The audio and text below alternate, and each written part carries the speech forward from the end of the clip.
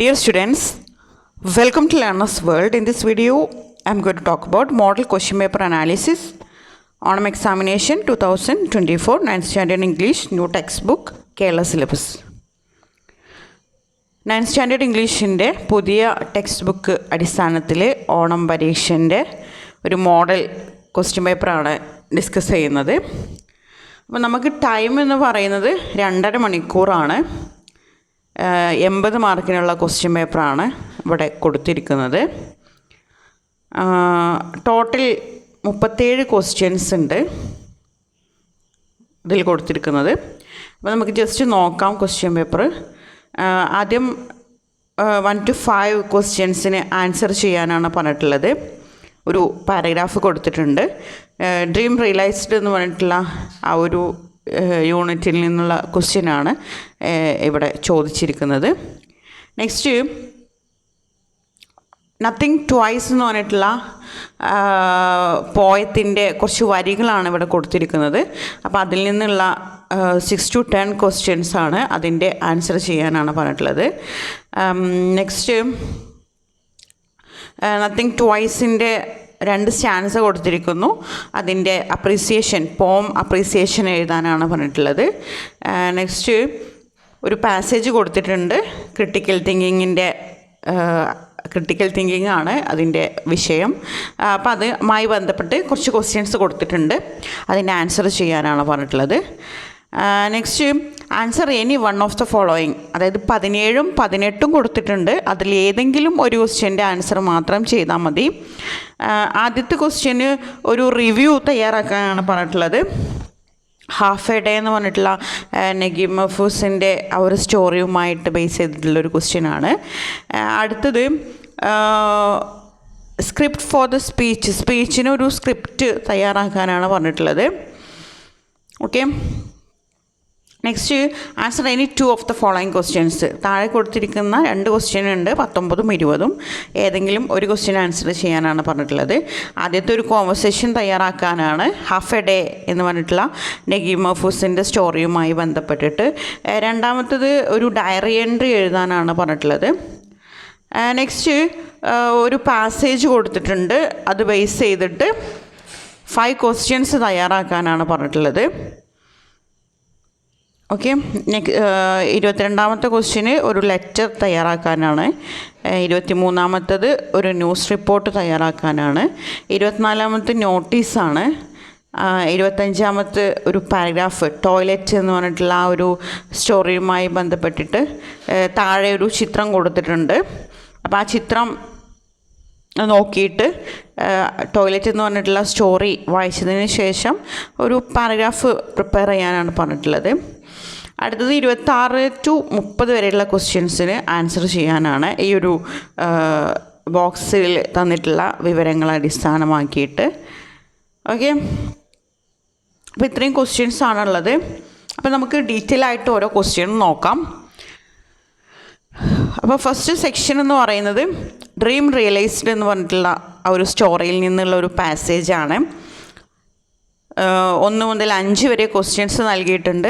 അപ്പോൾ അതിൻ്റെ answer, passage വായിച്ചിട്ട് അതിൻ്റെ ആൻസർ തയ്യാറാക്കാനാണ് പറഞ്ഞിട്ടുള്ളത്. ഒരു ക്വസ്റ്റ്യന് 1 മാർക്കാണ്. അപ്പോൾ അങ്ങനെ ടോട്ടൽ 5 മാർക്കാണ് കിട്ടുന്നത്. ഓക്കെ. അപ്പോൾ നമുക്ക് ജസ്റ്റ് വായിച്ച് നോക്കാം ഈ ഒരു passage.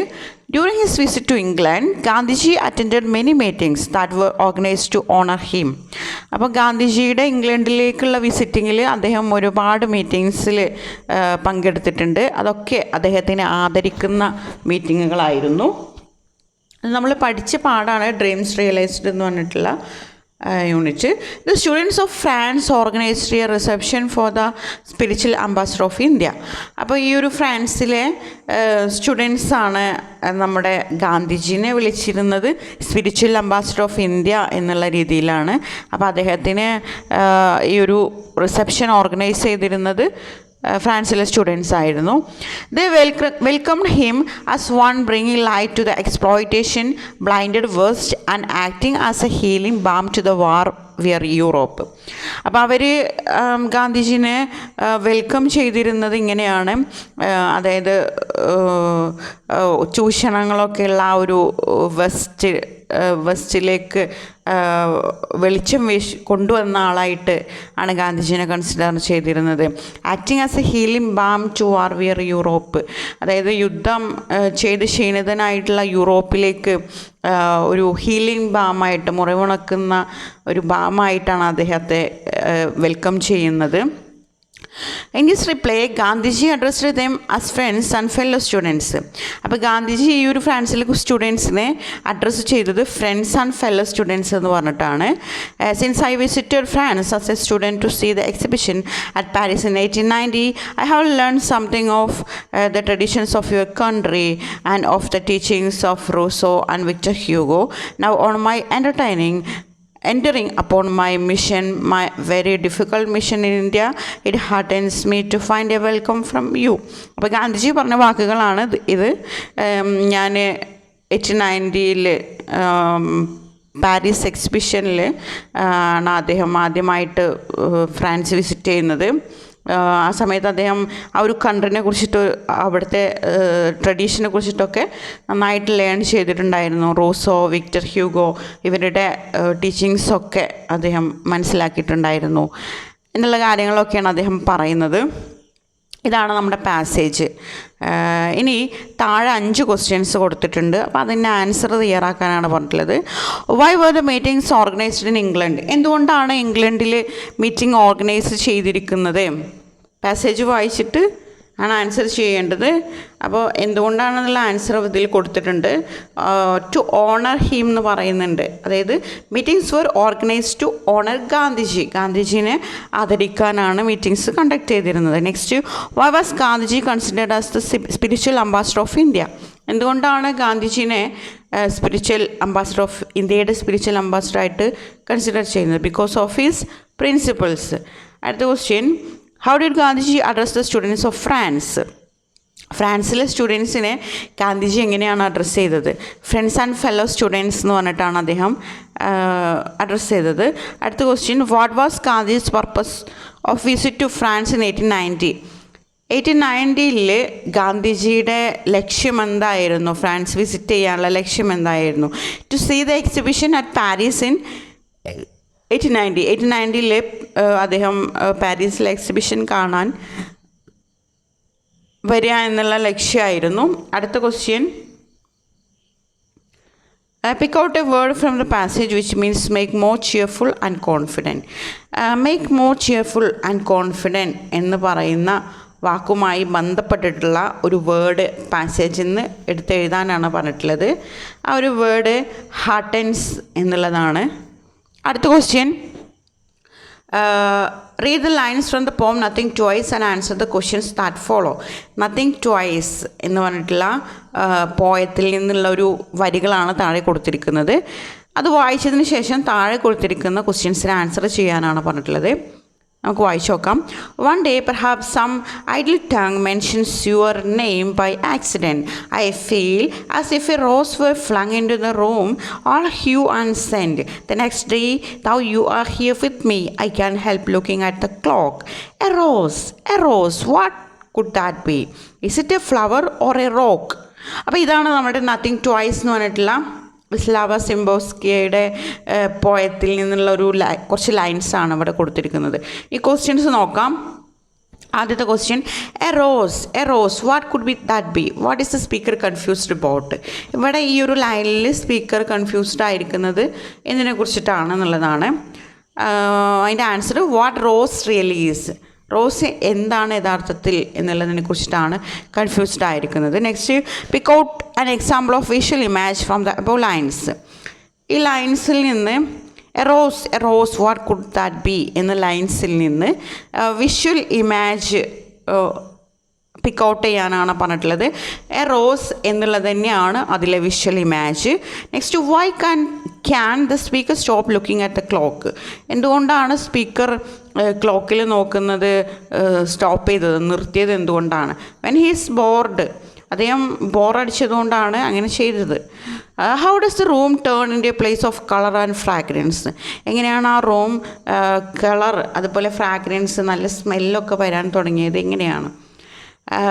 When the rose is flung into the ദ റൂം, ആ റോസ് ആ റൂമിലേക്ക് വന്ന സമയത്താണ് ഫ്രാഗ്രൻസ് ഉണ്ടായത്. What is the rhyme scheme of the stanzas? ഇതിൻ്റെ റൈം സ്കീമാണ് ചോദിക്കുന്നത്. Tongue, flung. ഓക്കെ, അപ്പോൾ എങ്ങനെയാണ് rhyme scheme? A B. Okay, അടുത്തത് read the following lines from the poem nothing twice and prepare an appreciation focusing on its theme, imaginary and poetic devices. അടുത്ത question, nothing twice എന്ന് പറഞ്ഞിട്ടുള്ള പോയത്തിൻ്റെ appreciation, അതിൻ്റെ 2 stance ഇവിടെ കൊടുത്തിട്ടുണ്ട്. അപ്പോൾ ആ പോയത്തിൻ്റെ appreciation എഴുതാനാണ് പറഞ്ഞിട്ടുള്ളത്. പോം അപ്രീസിയേഷൻ, അതായത് കവിതാസ്വാദനം എഴുതുന്ന സമയത്ത് എന്തൊക്കെ കാര്യങ്ങളാണ് ശ്രദ്ധിക്കേണ്ടത്, അതിൻ്റെ തീം അതിലുണ്ടായിരിക്കണം, ഇമേജറി, പോയറ്റിക് ഡിവൈസസ് ഒക്കെ ഉപയോഗിച്ചിട്ടുണ്ടെങ്കിൽ അതെല്ലാം ഉൾപ്പെടുത്തിക്കൊണ്ടായിരിക്കണം പോയം അപ്രിസിയേഷൻ ചെയ്യേണ്ടത്. അപ്പോൾ അതിൻ്റെ ഒരു ആൻസറാണ് ഇവിടെ കൊടുത്തിരിക്കുന്നത്. Nothing Twice by Wisława Szymborska is a formal poem written in 4 line stanzas or quatrains. അപ്പോൾ ഇത് 4 line stanzas ഉള്ള ഒരു പോമാണ്. The stanzas follow a set in rhyme scheme A B with some rhymes. അപ്പോൾ A B എന്നുള്ള rhyme സ്കീമിലാണ് ഈ poem ഉള്ളത്. The poem explores the idea that life is unique and repeatable experience. അപ്പോൾ ഈ ഒരു പോയത്തിൻ്റെ theme എന്ന് പറയുന്നത്, ജീവിതം എന്ന് പറയുന്നത് യുണീക്കാണ്, അതൊരിക്കലും റിപ്പീറ്റബിൾ അല്ല, അതായത് ഒരിക്കലും നമുക്കത് തിരിച്ചെടുക്കാൻ കഴിയില്ല, ഓരോ മൊമെൻറ്റും പ്രഷ്യസ് ആണ്. The speaker highlights the impermanence of moments, emphasizing that we have only one chance to live, learn and grow. അതുപോലെ പോയട്രി എംഫസൈസ് ചെയ്യുന്നുണ്ട്, ഊന്നൽ കൊടുക്കുന്നുണ്ട്. നമ്മുടെ ലൈഫിൽ ഓരോ മൊമെൻറ്റും പ്രഷ്യസ് ആണ്, അത് നമുക്ക് വീണ്ടെടുക്കാൻ കഴിയില്ല, നമുക്ക് ജീവിതത്തിൽ ഒരു ചാൻസ് മാത്രമേ ഉള്ളൂ. The poem uses vivid imagery to convey the idea of irreversibility. The comparison of life to school course is a powerful metaphor that highlights the idea of a single unrepeatable experience. അതുപോലെ ഇതിലൊരു metaphor പറയുന്നുണ്ട്, നമ്മുടെ ലൈഫിന് ഒരു school കോഴ്സുമായിട്ട് comparison നടത്തുന്നുണ്ട്. The speaker's tone is ironic, acknowledging the imperfection and mistakes that are an inherent part of life's uniqueness. The poem masterfully uses imagery and poetic voices to convey the theme of life's uniqueness and impermanence. Next questions 12 to 16. താഴെ ഒരു passage കൊടുത്തിട്ടുണ്ട്, അത് വായിച്ചതിന് ശേഷം 12 to 16 ക്വസ്റ്റ്യൻസിൻ്റെ answer തയ്യാറാക്കാനാണ് പറഞ്ഞിട്ടുള്ളത്. Critical thinking ആണ് ഇതിൽ topic. Critical thinking is A vital skill that every individual should cultivate, especially in today's fast paced and complex world. Critical thinking എന്ന് പറയുന്നത് ഒരു ഇമ്പോർട്ടൻ്റ് ആയിട്ടുള്ള സ്കില്ലാണ്, ഓരോ ഇൻഡിവിജ്വലും കരസ്ഥമാക്കിയിരിക്കേണ്ട ഒരു സ്കില്ലാണ്. അതായത് നമ്മളുടെ ഈ ഒരു കോംപ്ലെക്സ് ആയിട്ടുള്ള വളരെയധികം ധൃതി പിടിച്ച ഈ ഒരു ലോകത്ത് ഓരോരുത്തർക്കും വേണ്ട ഒരു സ്കില്ലാണ് ക്രിട്ടിക്കൽ തിങ്കിങ് എന്ന് പറയുന്നത്. It is ability to analyse, evaluate and interpret information effectively, enabling individuals to make reason judgments and decisions. അതായത് ഈ ക്രിട്ടിക്കൽ തിങ്കിങ് എന്ന് പറയുന്നത് ഒരാളുടെ കഴിവാണ്, ഒരു കാര്യത്തെക്കുറിച്ചിട്ട് വിശകലനം നടത്താനും ഇവാലുവേറ്റ് ചെയ്യാനും ഒരു ഇൻഫോർമേഷൻ ഇൻ്റർപ്രറ്റ് ചെയ്യാനും ഒക്കെയുള്ള ഒരാളുടെ ഒരു കഴിവാണ്. അതിനെ അടിസ്ഥാനമായിട്ട് അവർക്ക് തീരുമാനങ്ങൾ എടുക്കാനും ജഡ്ജ്മെൻറ്റ് ചെയ്യാനൊക്കെ കഴിയുന്ന ഒരു സ്കില്ലാണ് ക്രിട്ടിക്കൽ തിങ്കിങ് എന്ന് പറയുന്നത്. In the academic realm, critical thinking is highly valued as it enhances learning, promotes intellectual growth and prepare students for future challenges. അതായത് നമ്മുടെ ഈ ഒരു അക്കാഡമിക് വേൾഡിൽ ക്രിട്ടിക്കൽ തിങ്കിങ് എന്ന് പറയുന്നത് ഹൈലി ഇമ്പോർട്ടൻ്റ് ആയിട്ടുള്ള ഒരു കാര്യമാണ്. അത് നമ്മളുടെ ലേണിംഗ് ഇൻക്രീസ് ചെയ്യാൻ, എൻഹാൻസ് ചെയ്യാൻ, വർദ്ധിപ്പിക്കാൻ സഹായിക്കും. നമ്മളിൽ ഇൻ്റലക്ച്വൽ ഗ്രോത്ത്, ബുദ്ധിപരമായിട്ടുള്ള വളർച്ച ഉണ്ടാകും. അതുപോലെ കുട്ടികളെ ഫ്യൂച്ചർ ചലഞ്ചസ് ഏറ്റെടുക്കാൻ അവരെ ഹെൽപ്പ് ചെയ്യുന്ന ഒന്നാണ് critical thinking. One of the key aspects of critical thinking is ability to assess the credibility and reliability of information. Critical തിങ്കിങ്ങിൻ്റെ ഒരു തലം എന്ന് പറയുന്നത്, ഒരു ഇമ്പോർട്ടൻ്റ് ആയിട്ടുള്ള ഒരു തലം എന്ന് പറയുന്നത്, അതായത് ഇൻഫോർമേഷൻ്റെ ക്രെഡിബിലിറ്റി, റിലയബിലിറ്റി. അതായത് ഇൻഫോർമേഷൻ്റെ ക്രെഡിബിലിറ്റി മീൻസ് വിശ്വസ്തത, അതുപോലെ റിലയബിലിറ്റി, ഇതൊക്കെ അസസ് ചെയ്യുക എന്നുള്ളതാണ്. With the abundance of information available online, distinguishing between fact and fiction has become increasingly challenging. Students need to develop the skills to discern biased sources, recognize logical fallacies and verify the accuracy of information before accepting it as a truth. അപ്പോൾ 12 മുതൽ 16 വരെയുള്ള ക്വസ്റ്റ്യൻസാണ് കൊടുത്തിട്ടുള്ളത്. അപ്പോൾ അതിൻ്റെ answer ചെയ്യാനാണ് പറഞ്ഞിട്ടുള്ളത്. What is critical thinking? എന്താണ് critical thinking? Passage വായിച്ചിട്ട് അതിൻ്റെ ആൻസർ കണ്ടെത്താം. Critical thinking is A vital skill that every individual should cultivate, especially in today's complex world. Critical thinking എന്ന് പറയുന്നത് ഒരു ഇമ്പോർട്ടൻ്റ് ആയിട്ടുള്ള ഒരു സ്കില്ലാണ്. എല്ലാ ഇൻഡിവിജ്വലും കരസ്ഥമാക്കിയിരിക്കേണ്ട ഒരു സ്കില്ലാണ് ക്രിട്ടിക്കൽ തിങ്കിങ്. അടുത്ത question, how does critical thinking benefit students in ആക്കഡമിക് realm? ആക്കഡമിക് വേൾഡിൽ ക്രിട്ടിക്കൽ തിങ്കിങ് സ്റ്റുഡൻസിന് എങ്ങനെയാണ് അവർക്ക് ഹെൽപ്ഫുൾ ആകുന്നത്? In ആക്കഡമിക് realm critical thinking is highly valued as it enhances learning, promotes intellectual growth and prepares students for future challenges. അതായത് സ്റ്റുഡൻസിൻ്റെ learning enhance ചെയ്യാൻ, വർദ്ധിപ്പിക്കാൻ സഹായിക്കും critical thinking. അതുപോലെ അവരുടെ ഇൻ്റലക്ച്വൽ ഗ്രോത്ത്, അവരുടെ ബുദ്ധിപരമായിട്ടുള്ള വളർച്ചയെ ഹെൽപ്പ് ചെയ്യും ക്രിട്ടിക്കൽ തിങ്കിങ്. അതുപോലെ സ്റ്റുഡൻസിന് ഫ്യൂച്ചർ ചലഞ്ചസ് ഏറ്റെടുക്കാൻ ക്രിട്ടിക്കൽ തിങ്കിങ് ഹെൽപ്പ് ചെയ്യും എന്നാണ് പറയുന്നത്. Next, what is one of the key aspects of critical thinking? Critical തിങ്കിങ്ങിൻ്റെ ഇമ്പോർട്ടൻ്റ് ആയിട്ടുള്ള ഒരു ആസ്പെക്ട്സ്, ഒരു തലം എന്താണ്? One of the key aspects of critical thinking is ability to assess the credibility and reliability of information. അതായത് ഇൻഫോർമേഷൻ്റെ credibility, വിശ്വസ്തത, reliability, ഇതൊക്കെ assess ചെയ്യാനുള്ള കഴിവാണ് ക്രിട്ടിക്കൽ തിങ്കിങ്ങിൻ്റെ ഒരു ഇമ്പോർട്ടൻ്റ് ആയിട്ടുള്ള ഒരു ആസ്പെക്ട്സ് എന്ന് പറയുന്നത്. അടുത്തത്, why is it important to evaluate the credibility of information? എന്തുകൊണ്ടാണ് ഇത് ഇമ്പോർട്ടൻ്റ് ആയത്? അതായത് ഇൻഫോർമേഷൻ്റെ വിശ്വസ്തത ഇവാലുവേറ്റ് ചെയ്യുന്നതിൽ ഇമ്പോർട്ടൻ്റ് ആയിട്ടുള്ളത് എന്തുകൊണ്ടാണ്? Students need to develop the skills discern biased sources, recognise logical fallacies and verify the accuracy of information before accepting it as truth. അതായത് ഒരുപാട് ബയാസ്ഡ് സോഴ്സസ്, അതുപോലെ ഫാലസിസ്, ഇതൊക്കെ ഉണ്ട് സ്റ്റുഡൻസിന് ഈ ഒരു സ്കില്ല് ഡെവലപ്പ് ചെയ്യാൻ വേണ്ടിയിട്ട്. അപ്പോൾ അവരതിൻ്റെ ആ ഒരു ഇൻഫോർമേഷൻ്റെ ആക്യുറസി, കൃത്യത വെരിഫൈ ചെയ്യേണ്ടതാണെന്നാണ് പറയുന്നത്. അത് ട്രൂത്ത് ആണെന്ന് ആക്സെപ്റ്റ് ചെയ്യുന്നതിന് മുമ്പ്. Next, give a suitable title to this passage. ഈ ഒരു പാസേജിന് സൂട്ടബിൾ ആയിട്ടുള്ള ടൈറ്റിൽ നൽകാനാണ് പറഞ്ഞിട്ടുള്ളത്. ക്രിട്ടിക്കൽ തിങ്കിങ് എന്ന് നമുക്ക് വേണമെങ്കിൽ ഒരു ടൈറ്റിൽ നൽകാം. അതാണല്ലോ ഇവിടുത്തെ ടോപ്പിക്ക്. അല്ലെങ്കിൽ വേറെ ഏതെങ്കിലും സ്യൂട്ടബിൾ ആയിട്ടുള്ള ടൈറ്റിൽ കൊടുക്കാം. ഓക്കെ, അപ്പോൾ ഇത്രയും ക്വസ്റ്റ്യൻസാണ് ഞാൻ ഈ ഒരു വീഡിയോയിൽ ഡിസ്കസ് ചെയ്യുന്നത്. നെക്സ്റ്റ് വീഡിയോയിൽ